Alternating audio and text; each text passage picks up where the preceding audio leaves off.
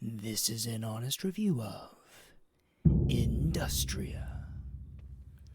Alright, let's take a look at the options. So your graphical options are pretty solid. You've got a little dabble of things. I will warn you though, you will probably take a performance hit like significantly if you decide to turn on any of the ray tracing options. I'm running a 3080 with a 9900K and I found myself getting hit with about 30 to 40 frame drops. Running at 4K with everything turned on max.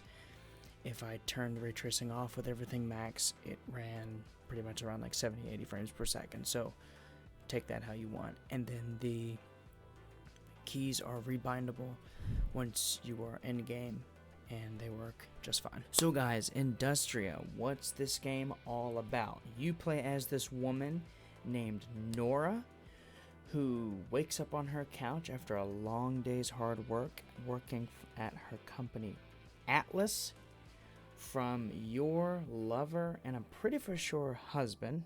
I don't know if that's ever clear or not, but I digress. Who is checking up on her, and he is telling her that shit has gone down at work. And so the entire synopsis of this game is you trying to find your husband. However, when you go at your work to check on it, you get sucked through this time warp and get launched 20 years into the future. And you have no idea where you are, and you realize that the entire nation has been taken over. Well, at least Berlin has been taken over by these robots.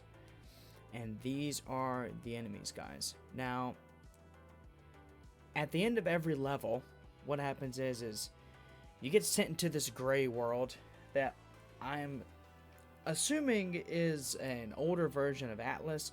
It's never really clear, at least I never really picked up on anything like that. And then you go into this theater type room where they put on this show, this weird thing. It's supposed to be symbolism for something. At the end, you kind of understand what's going on, but this is normal. This is what happens, right?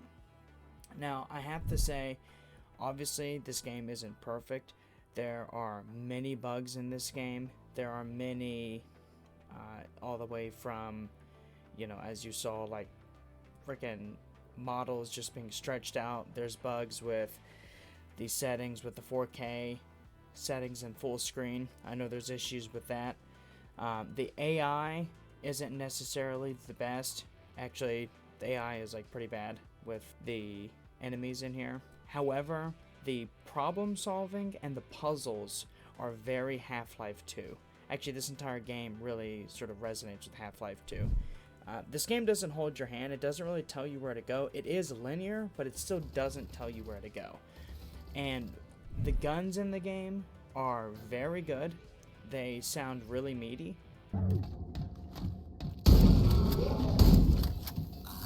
The combat, though, is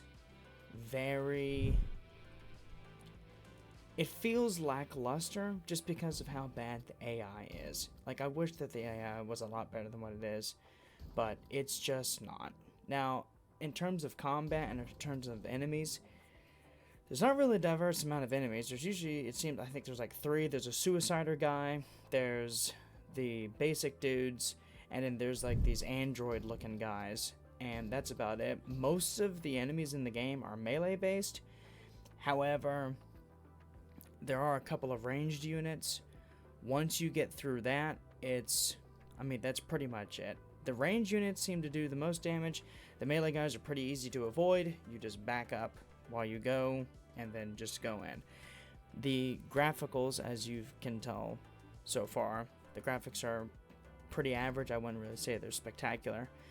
But this is the most disappointing part, is that this game is $20, and it is 4.5 hours long with lackluster content. And this is the biggest thing. It feels good whenever it's good, and when it's bad, it's bad. The voice acting is pretty okay. I mean, it's not immersion breaking. But the story is really wild. It feels like its story gets cut off short. The gunplay is pretty solid. I just wish the AI was better. The shining light, though, about this game is that the game doesn't hold your hand. However, there are the items that you can interact with in the world for the most part. And even this is a little weird, is that there's certain items like ammo and any consumables, they'll glow, which is like sort of a bummer because it really feels like it breaks the immersion of the game, because the atmosphere in this game is very immersive, with the exception of the grass glowing a neon yellow green thing, which I'm pretty sure is a bug. Like when you're walking through the world and you're fighting these robots through either like broken down cities. You have all of these big robot pipes. You see how like they've taken over just all of Berlin. You're like, oh wow, like you feel like it feels good. But it does feel sort of rushed, but not really. You want there to be more, and this is where it's like, okay, it's $20 as of right now, where this game state is in right now. I would not buy this for $20. Do not buy this for $20, but you need to watch for this game, because this game has really great potential to be really good, because it actually feels like you're playing a game. You actually use your brain. You have to, the game doesn't tell you where to go. It says, this is your objective, now do it. And I think that's really great, because that's how games should be. So that's it. This is a really quick one. There's not a lot to the game right now, but what there is in there, it's good, and the bad stuff is bad, the good stuff is good. But it really is, like I said, it's a mixed bag. It's $20. Don't buy it now, but keep an eye on it and see where it goes in the future. So there you go, guys. We'll see you in the next one.